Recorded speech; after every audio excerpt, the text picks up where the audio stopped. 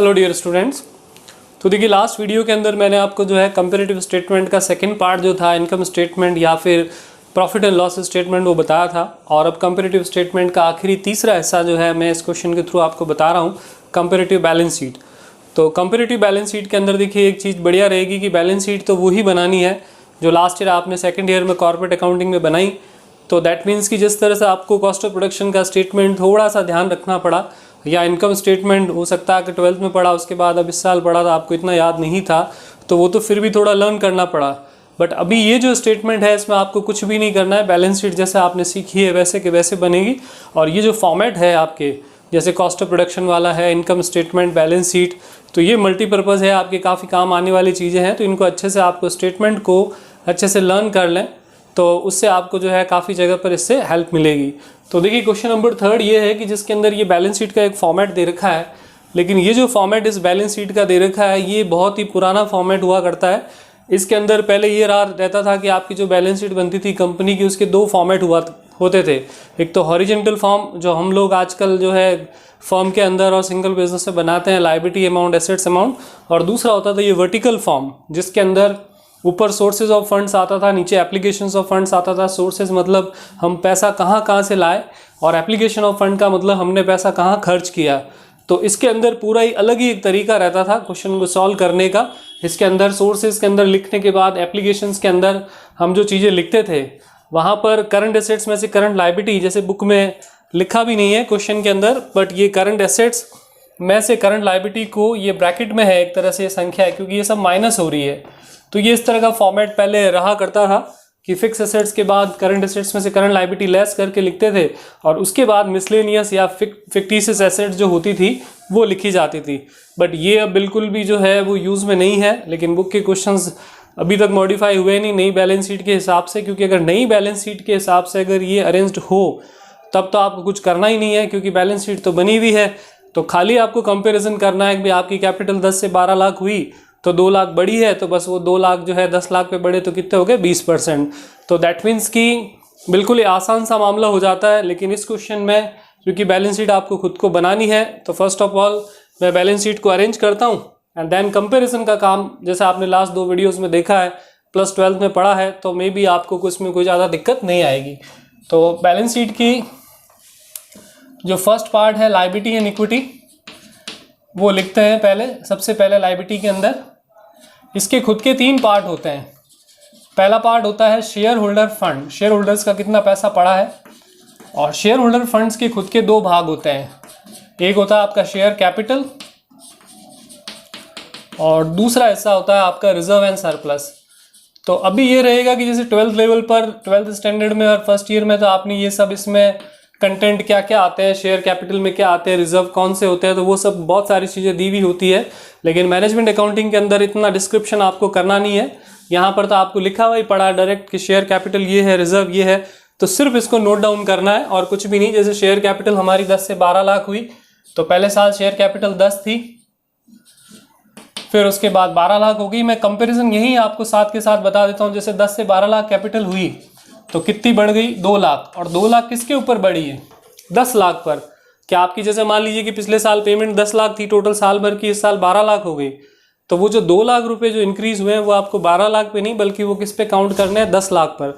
तो 10 लाख पर 2 लाख बढ़े, तो यानी कि 2 लाख बटा 10 लाख यानी कितना इंक्रीज हुआ है, 20%। तो ये लास्ट का जो कॉलम है ये आपका किसका होता है, परसेंटेज। तो ये जो कंपैरिजन का जो काम है, कंपैरेटिव बैलेंस शीट, ये बड़ा ही आसान है। केवल आपको देखना है कि आपकी अमाउंट पिछले साल से इस साल कितनी बढ़ी, और पिछला साल क्योंकि हमारा बेस ईयर होता है, जिस बेस पे हम कंपेयर करते हैं, तो परसेंटेज निकालने के लिए हमेशा उसी का ही आपको भाग लगा के और 100 से उसको मल्टीप्लाई करना है। फिर रिजर्व एंड सरप्लस 8 लाख से 8,80,000 हो रहा है, तो यानी कि 8 लाख से अगर 8,80,000 हो रहा है तो कितने आपके बढ़ गए, 80,000 किस पर, 8 लाख पर। तो 80,000 8 लाख का कितना होता है, 10%। तो आपका जो इंक्रीज हुआ है वो अमाउंट जो है वो कितना हो गया, 10%। तो दैट मीन्स कि ये कंपैरिजन तो शायद मेरे हिसाब से आपको 2 ही पॉइंट में समझ में आ गया होगा। तो सारे पॉइंट्स को इस तरह से कंपेयर करेंगे, और बैलेंस शीट को मैं पूरा कर देता हूँ। सेकेंड पार्ट होता है लायबिलिटी का, non current liability, non current liability. और नॉन करंट लायबिलिटी के देखिए यहाँ पे जो बैलेंस शीट का फॉर्मेट दिया है उसमें अगर हम देखें तो शेयर कैपिटल है, रिजर्व एंड सरप्लस है और सिक्योर्ड और अनसिक्योर्ड लोन है। तो लोन्स जो होते हैं वो ऑलवेज आपकी नॉन करंट लायबिलिटी ही होती है, क्योंकि बैंक से लिया गया एक बैंक ओवरड्राफ्ट ही एक ऐसा अमाउंट होता है जो शॉर्ट टर्म के लिए होता है। अदरवाइज सारे आपके जो लोन्स होते हैं उनका टाइम पीरियड हमेशा क्या होता है, लंबा ही रहता है। तो सिक्योर्ड और अनसिक्योर्ड लोन बोथ आर आपके जो है इसके अंदर रहेंगे नॉन करंट। तो एक तो सिक्योर्ड लोन और एक अनसिक्योर्ड लोन, तो ये दोनों के दोनों 5 लाख रुपए इसके, फिर ये है आपके 6,60,000 और उसके बाद 8 लाख रुपए इसके और उसके बाद 6 लाख रुपए ये। तो ये आपने लिख दिए इसके अंदर नॉन करंट लायबिलिटी में। फिर लायबिलिटी का तीसरा हेड आपका होता है करंट लायबिलिटी। तो आई थिंक ये फॉर्मेट आपको मे भी याद आया होगा, क्योंकि लास्ट ईयर अपन ने होल्डिंग कंपनी लेसन था और जो डिवेंचर वाला लेसन था, most of all holding company हमने बहुत सारे क्वेश्चंस में बैलेंस शीट बनाई है और वही कंपनी की बैलेंस शीट यहाँ आपके काम आ रही है। तो देखते हैं करंट लायबिलिटी में यहाँ पे क्या है। तो एप्लीकेशंस में क्या क्या है यहाँ पर, एक तो फिक्स एसेट्स है, करंट एसेट्स है, loans in advance. Loans in advance ये एसेट साइड में दिए हुए हैं।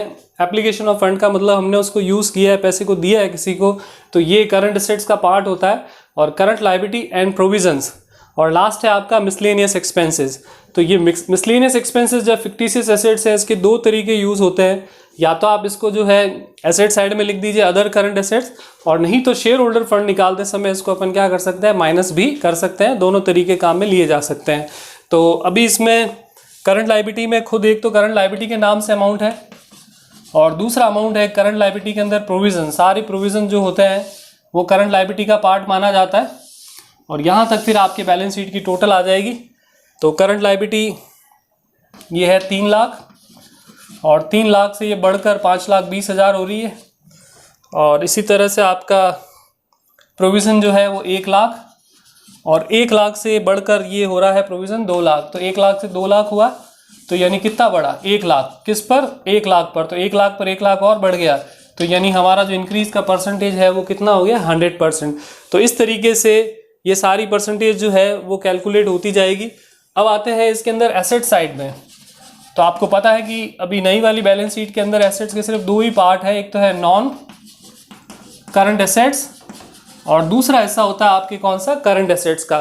तो नॉन करंट एसेट्स में वैसे आता है, एक तो फिक्स एसेट्स आती है, एक आपका आता है इन्वेस्टमेंट और एक आते हैं आपके ये फिक्टिशियस के आइटम। तो इस क्वेश्चन के अंदर एक तो फिक्स एसेट्स है जो है आपके 19 लाख